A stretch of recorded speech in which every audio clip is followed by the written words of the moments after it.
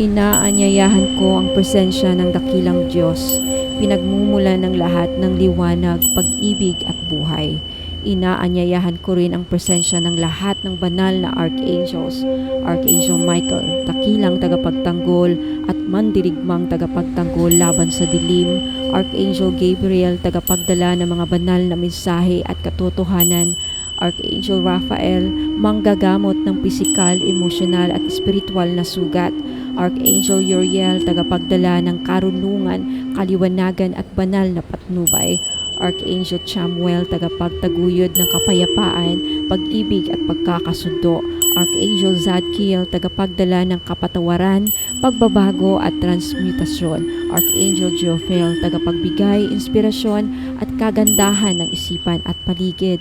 Inaanyayahan ko rin ang mga makapangyarihang presensya ni na Goddess Lakshmi, Diyosa ng kayamanan, kasaganaan at magandang kapalaran, Guan Yin, ina ng awa, habag at mapagkalingang pagmamahal, Dragon Pikshu, tagapagbantay ng kayamanan, tagahatid ng swerte, Buddha, tagapagdala ng kaliwanagan, kapayapaan ng kalooban at kising na kamalayan. Sa liwanag ng may likha, nililinis ko ang mga bagay na ito mula sa lahat ng negatibong enerhiya, inggit, kulam, sumpa, evil eye at lahat ng hindi para sa kabutihan ng sinumang gagamit at susuot ng mga ito. Mula ngayon, ito ay banal at sagrado. Gabayan at basbasan ninyo ako sa gawaing ito, naway mapuno ito ng liwanag, pag-ibig, proteksyon, kasaganaan at banal na biyaya. Amen. Sa ngalan ng Diyos na dakila, pinagmumula ng lahat ng liwanag at pag-ibig, ako ay nagpapakumbaba sa harap ng banal na presensya.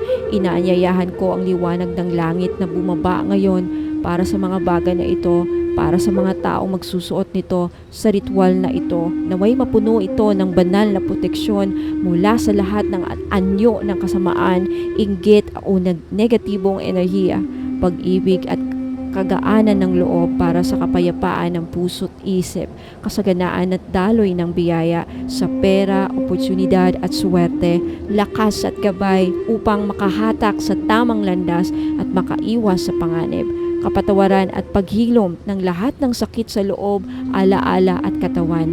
Basbasan nawa ito ng presensya ng lahat ng archangels, si Archangel Michael para sa proteksyon, Archangel Raphael para sa kagalingan, Archangel Gabriel para sa malinaw na mensahe, Archangel Uriel para sa karunungan at direksyon, at ng mga banal na nilalang, Goddess Lakshmi, Guan Yin, Dragon Pikshu, Buddha, naway dumaloy ang kanilang banal na grasya sa aking pusong bukas at nananalig ipagkakaloob ko ang sagradong basbas na ito, naway ang sinumang makakatanggap nito ay mapuno ng liwanag, gabay at biyaya sa ngalan ng Diyos, ng mga archangels at ng mga liwanag ng sangsinukob.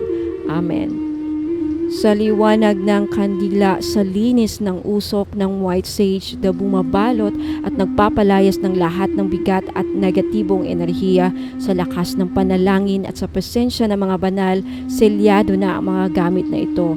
Ito ay daluyan na ngayon ng biyaya, suwerte, proteksyon at kalinisan ng enerhiya mula sa langit. Naway ang selyong ito ay manatili habang buhay, hindi lamang sa material na anyo, kundi maging sa iyong puso, isipan at kaluluwa, sa ngalan ng liwanag. Amen.